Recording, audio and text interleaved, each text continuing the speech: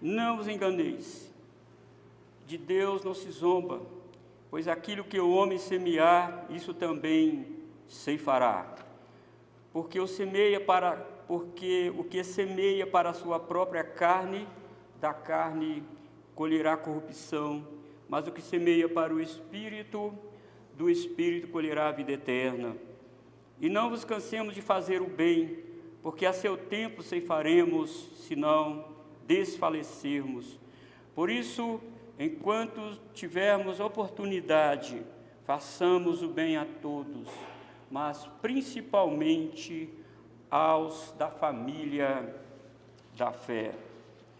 No estudo anterior, irmão, nós vimos sobre a instrução do apóstolo Paulo para a igreja, como que nós demonstramos que somos espirituais. Demonstramos que somos espirituais não fazendo aquele ritual da lei, né? Não. Demonstramos ser espirituais quando nós nos dirigimos ao irmão faltoso para curar o osso quebrado, colocar lá um torniquete com amabilidade, com gentileza, com amor, restaurar este irmão que está com dificuldade na sua vida pessoal, na sua vida familiar. E o apóstolo Paulo diz que isso é a responsabilidade de todos nós. Ele disse que ao fazer isso também devemos tomar cuidado para não achar que somos superstar, que somos acima de todos, que não estamos isentos de cometer pecado. Paulo diz, olha, ao fazer isso não vai com arrogância, com vanglória, vá com humildade, corrija este irmão, sabendo que você também pode cair no mesmo pecado que ele, na mesma transgressão que ele. Então hoje nós vamos falar sobre o versículo 7 e 8, o apóstolo Paulo vai continuar falando sobre a semeadura. Tudo isso ele está dizendo que se é semear para colher. E se nós estamos semeando para colher, que tipo de terreno, onde nós estamos jogando, semeando a nossa semente? Aqui ele não trata da semente, ele trata do terreno. Em que terreno nós estamos semeando? Aí ele coloca aqui dois terrenos. O terreno da carne e o terreno do Espírito. Então não tem jeito, não tem outro terreno. Ou você semeia para a carne, ou semeia para o Espírito. Então veja aí no versículo 7 e 8, ele diz que nós continuamos semeando para colher. Paulo, irmãos, está muito preocupado em incutir na mente das igrejas a seriedade da vida cristã. Ele falou de forma bastante sobeja quais são as obras da carne, para a pessoa ter uma direção na igreja e saber, eu estou vivendo por mim mesmo, pelas minhas próprias forças, e eu estou tentando ser crente com base no meu mérito, isso é obra da carne, não é? E eu não estou dependendo do Espírito. E Paulo falou isso de maneira bastante sobeja, e ele também falou sobre o fruto do Espírito, e ele denominou lá as 9 características do fruto do Espírito. Nas obras da carne, ele fala sobre 15 obras da carne, e ele diz que não é uma lista exaustiva. Coisas semelhantes a estas, ele não herda o reino de Deus, está fora do reino de Deus.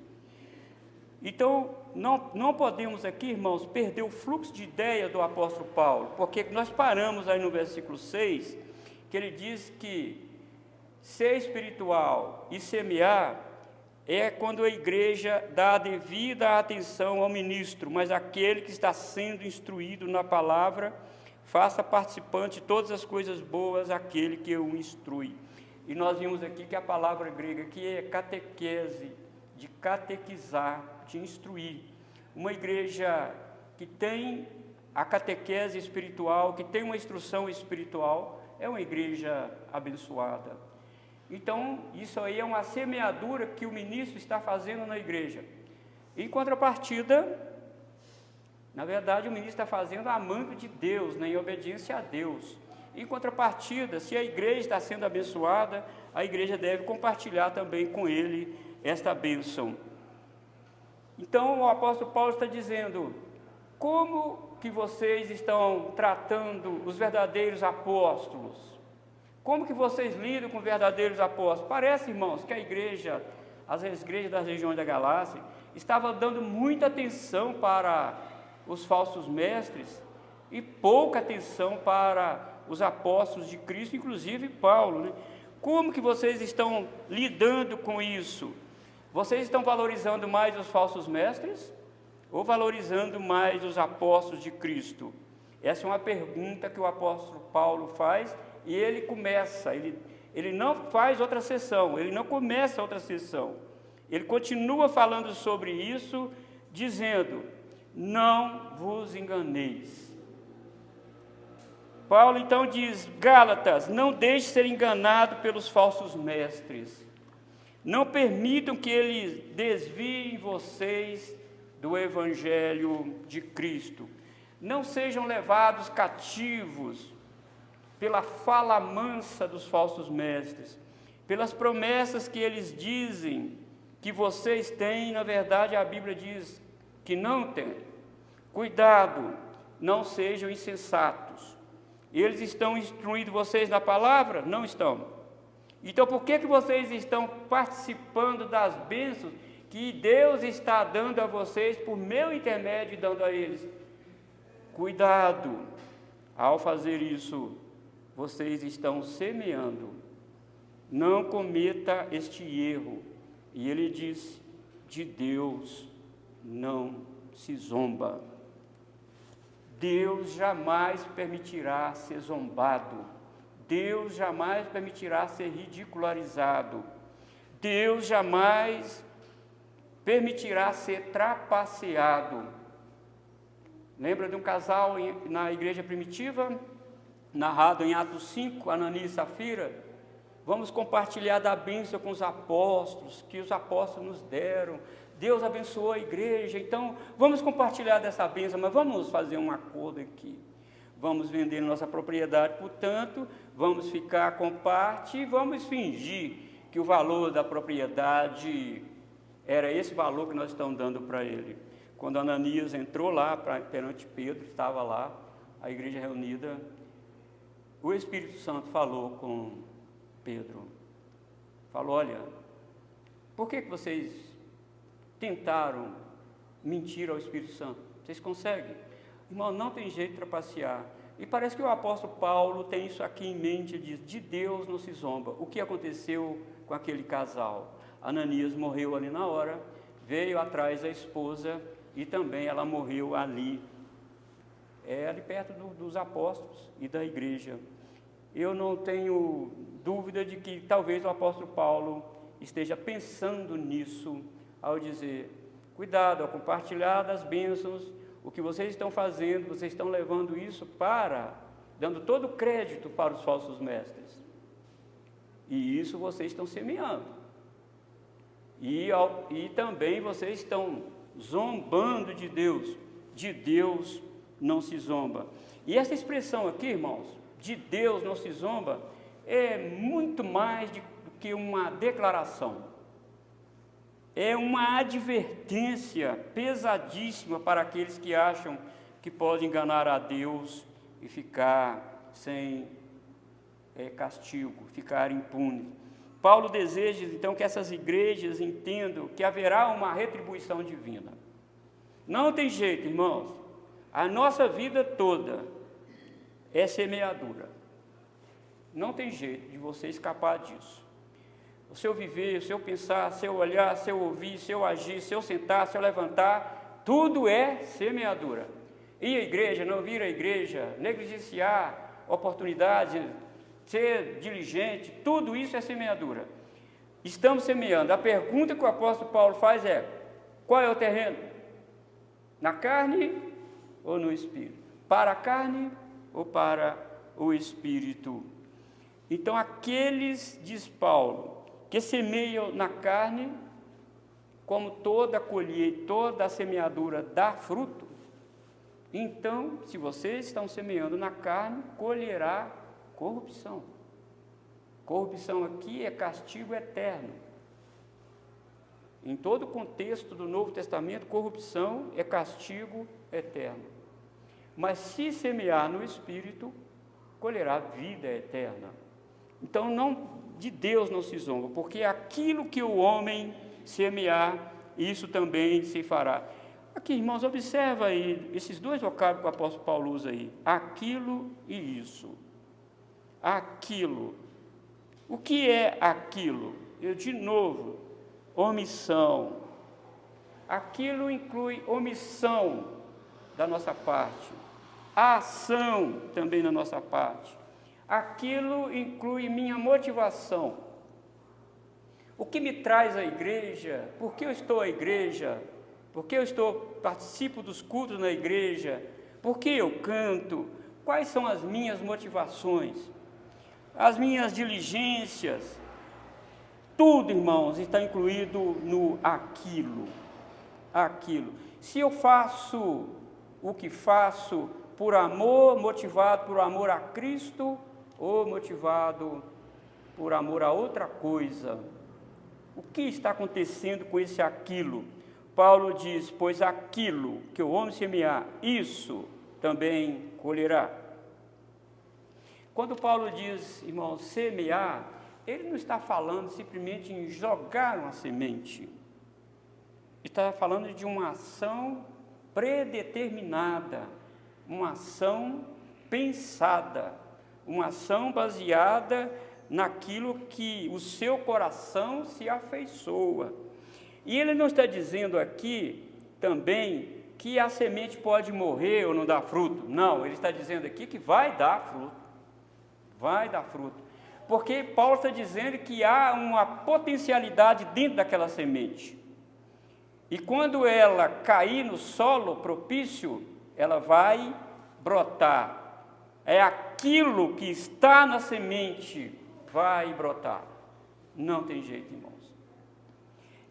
Queridos irmãos, eu não estou dizendo aqui, eu não posso ser leviano em dizer que todo sofrimento que nós passamos na vida é decorrente de pecado individual e particular, porque o próprio Deus diz, através do Salmo 130, se tu, Senhor, observares a nossa iniquidade, quem, Senhor, subsistirá?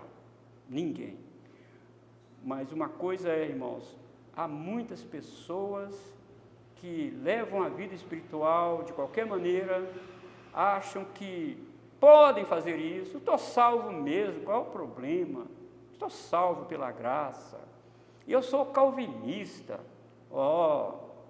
Pois é, e isso é aquilo que você está falando, é aquilo que você está semeando. O que você vai colher disso?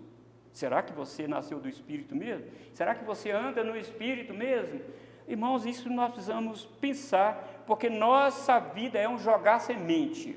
Estamos lançando semente. Estamos sim lançando semente. E a semente, ela vai garantir uma colheita. Não tem jeito. Porque aquilo que o homem semear, isso também se fará. Na agricultura pode até ocorrer que o semeador não colha aquilo que ele plantou, por falta de chuva, por chuva demais, por algum cataclisma da natureza, por ele estar doente, por ele até mesmo falecer, morrer. Talvez ele não colhe, mas na vida espiritual, não. Na vida espiritual é garantia que o apóstolo Paulo diz aqui, a maneira que eu vivo a minha vida cristã é isso que eu estou fazendo, é a minha semente que eu estou lançando. Isso vai determinar se eu sou salvo ou não, se eu amo Jesus ou não. Não é para eu aparecer, ter o meu nome no caderno de presença na escola bíblica dominical, sei lá onde que for, estou presente. Não, irmãos. É aquilo que o homem semear, isso também se fará, porque a colheita está subordinada ao plantio. Você não colhe o que você não não queria colher. Não, você colhe o que você de fato plantou. De fato plantou. A colheita é o resultado do seu desejo.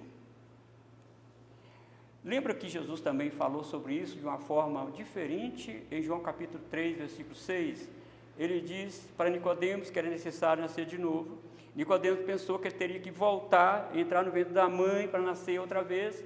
Jesus falou: não, Nicodemos, não estou falando desse nascimento, eu estou falando de outro nascimento. Porque Jesus diz lá em João 3,6, Nicodemos, entenda uma coisa, o que é nascido da carne é carne, o que é nascido do Espírito é Espírito. Então eu não estou falando de voltar lá ao ventre da sua mãe, eu estou falando da natureza desse nascimento. Então Jesus está falando também da mesma coisa que o apóstolo Paulo está dizendo. Quem semeia na carne, colhe corrupção. Quem semeia no Espírito, colhe vida eterna.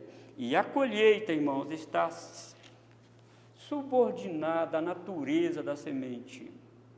A semente, de fato, vai dar aquilo que a sua natureza é. Da videira não procede azeitona.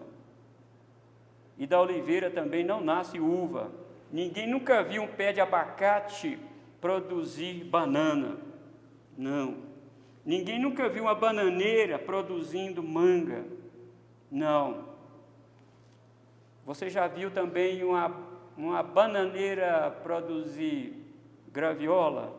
Não produz. É a natureza da semente. É isto, é aquilo e isso que o apóstolo Paulo está dizendo. Se você semeou aquilo, isso você colherá, porque é a natureza da semente. Eu fico imaginando, irmãos, como o apóstolo Paulo esbanjou sabedoria aqui, usando esses elementos da agricultura, para dizer quem é nascido de Deus e quem não é, quem é salvo e quem não é. Não adianta, irmão, pertencer à igreja, não adianta pertencer à igreja. A questão é, você nasceu do Espírito, o fruto do Espírito está agindo na sua vida, é isso, irmão, que conta. E às vezes não é não tanto aquela quantidade de colheita, né? Aquele montão de coisas que você faz. A questão aqui é, pode ser uma semente, pode ser uma natureza da semente só, mas essa semente caiu aonde? No terreno do Espírito, então vai colher vida eterna. Muitas pessoas acham que ser espiritual e semear é semear muita coisa, fazer muita coisa na igreja. Não, irmãos. A questão não é muita coisa ou pouca coisa, a questão é como que você vive, como que você está semeando, porque sua vida é um constante semear. Tudo é semear, tudo é semeadura. Se há um novo nascimento em você, então a sua vontade, a sua afeição penderá para o Espírito e não penderá para a carne. Porque se pender para a carne, porque Jesus falou que aquilo que eu faço, que o homem faz, é um produto do coração. É a natureza do coração se expondo àquilo que a pessoa faz. Então, não é o que a quantidade, não. É aquilo que você está fazendo. E o apóstolo Paulo diz que existe um tempo entre o semear e o colher, porque ele coloca o verbo lá no futuro. Aquilo que o homem semear, isso também ceifará. Há um tempo determinado para a colheita. E o apóstolo Paulo aqui está pensando, irmãos, na eternidade. Encontrar com Jesus na eternidade vai ser um dia muito maravilhoso.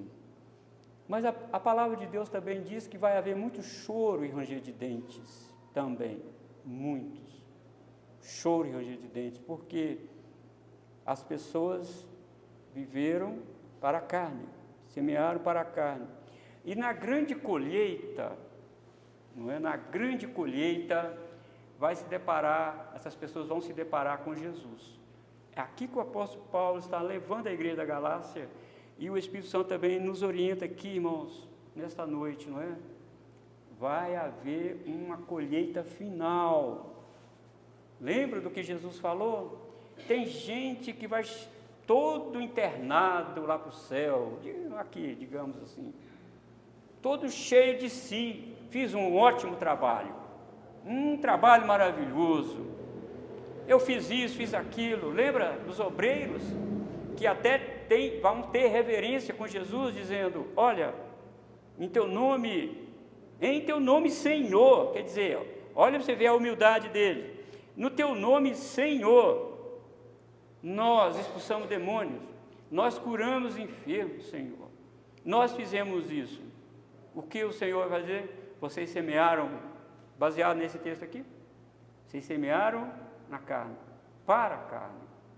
A motivação de vocês não era eu, não era a minha redenção, não era a minha pessoa, a pessoa do Pai, era você. A sua motivação era você.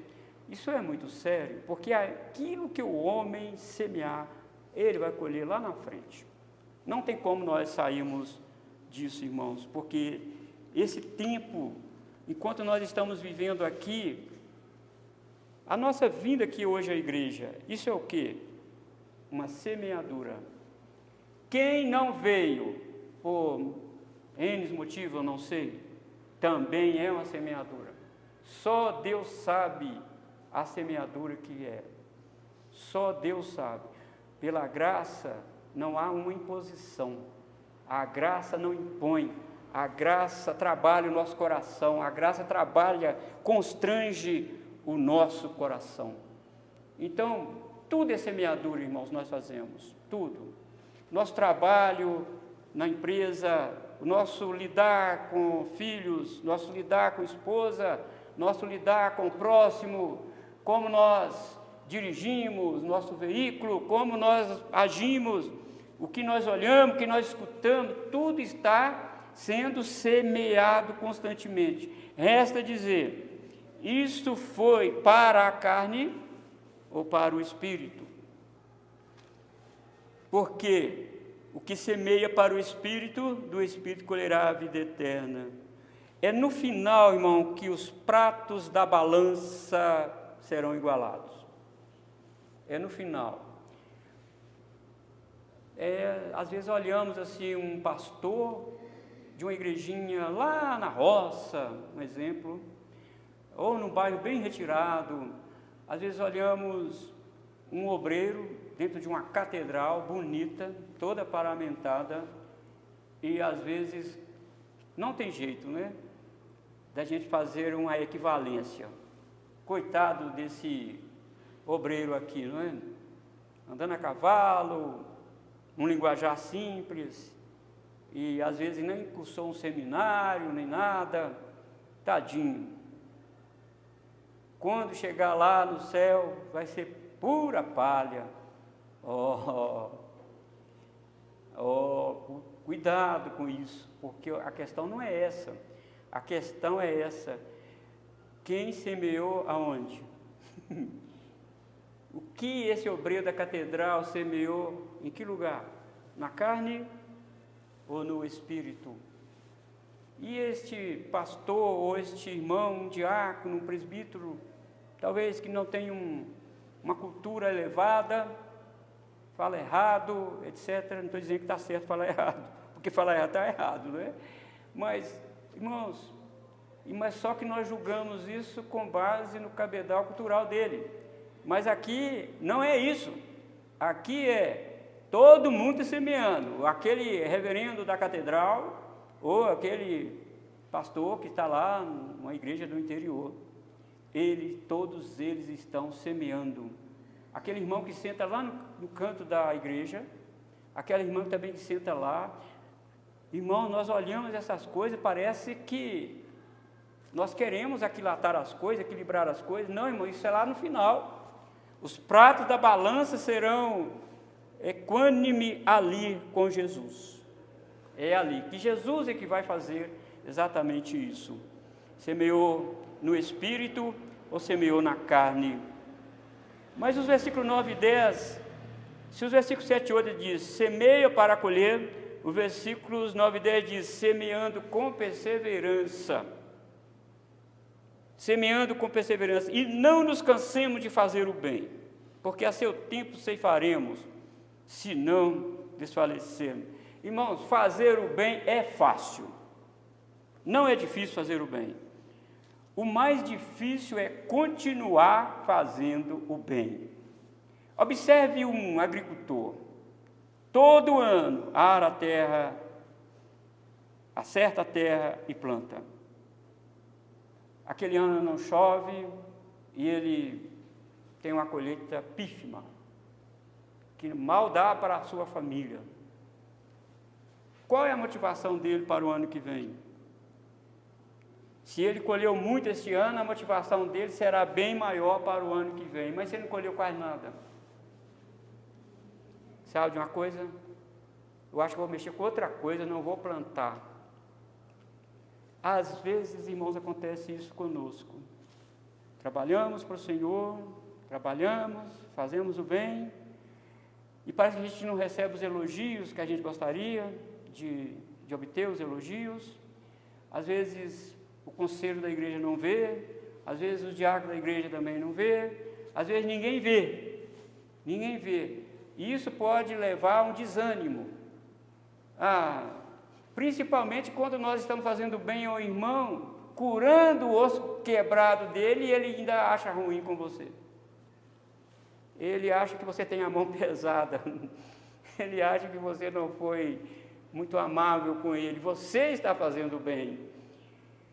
Qual é a sua motivação para ajudá-lo novamente? Eu acredito que cai um pouco. Fazer o bem não é difícil, o difícil é continuar fazendo, mesmo não tendo resposta, mesmo não tendo aquilo que nós gostamos, aquele afago, né,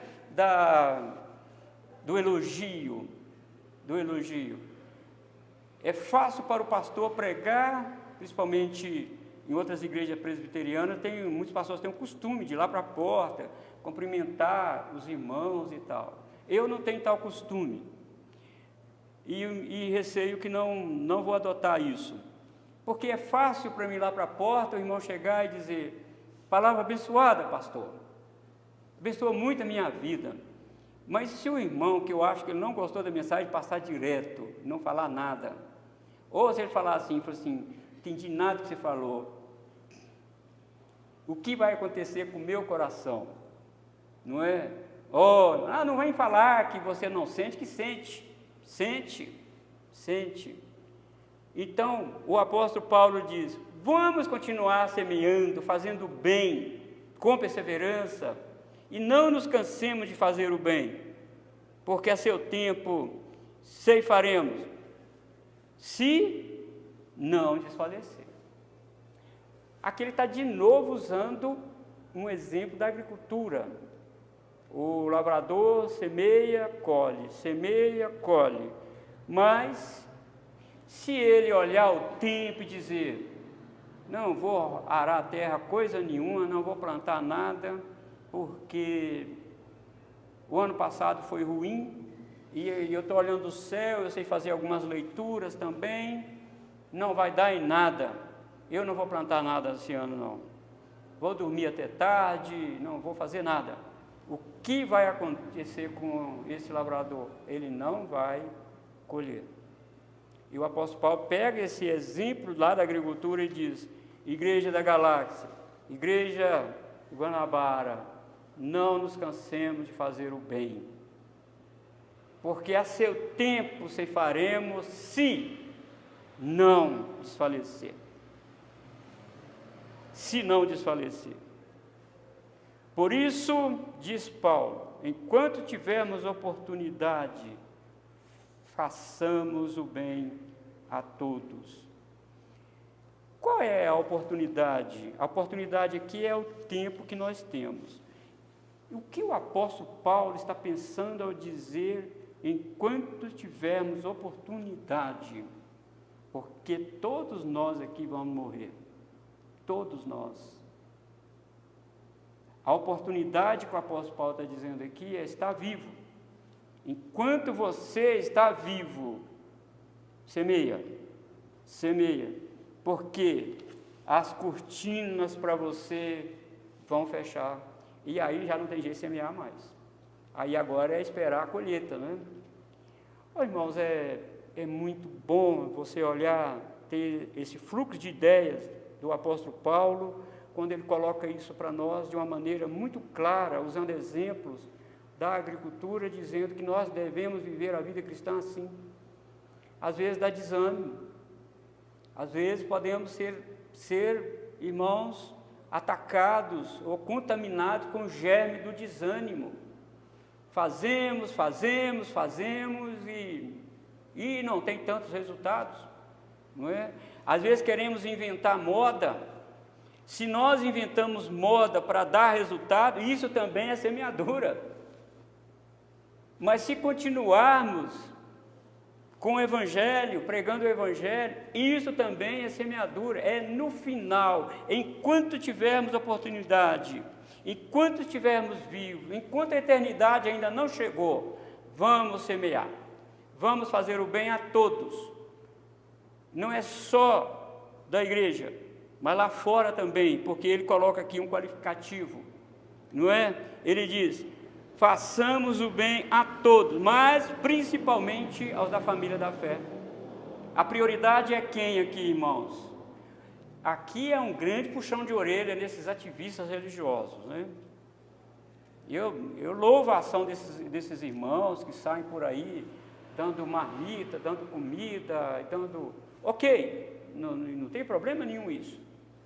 Mas e lá na igreja dele? Como é que está a família lá na igreja dele? E leva um celular, né, e filma ele dando a comida lá e depois posta lá no Instagram, sei lá onde, e está lá milhões de visualizações, né?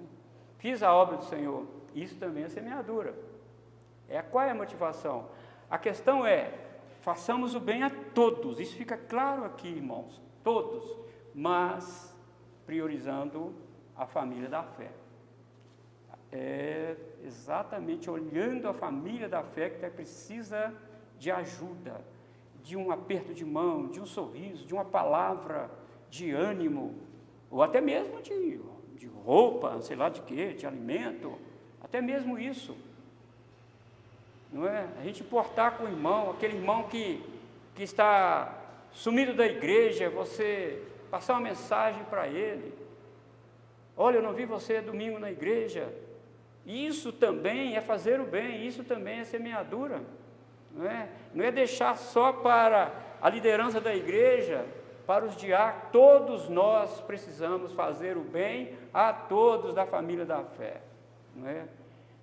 Trazer de volta essas pessoas que estão, como diz o profeta Elias para Israel na época de Acabe, cocheando em dois pensamentos: serve a Baal, serve a Deus. Deus, Baal, fica lá e cá, fica na igreja, fica fora da igreja, fica um tempo na igreja, depois some da igreja. Isso é cochear em dois pensamentos. E essas pessoas estão com fraturas espirituais? É claro que estão, claro. Nós precisamos, com amabilidade lá, e dar uma palavra de ânimo para esse irmão, ler a Bíblia com esse irmão, com essa irmã, e tentar resgatá-lo, né? Porque a Escritura diz que aquele que traz de volta o seu irmão cobre multidões de pecados. Multidões de pecados. Que coisa maravilhosa, irmão. Então vocês viram, irmão, vamos continuar semeando no Espírito. É no Espírito. Porque semear, todo mundo semeia.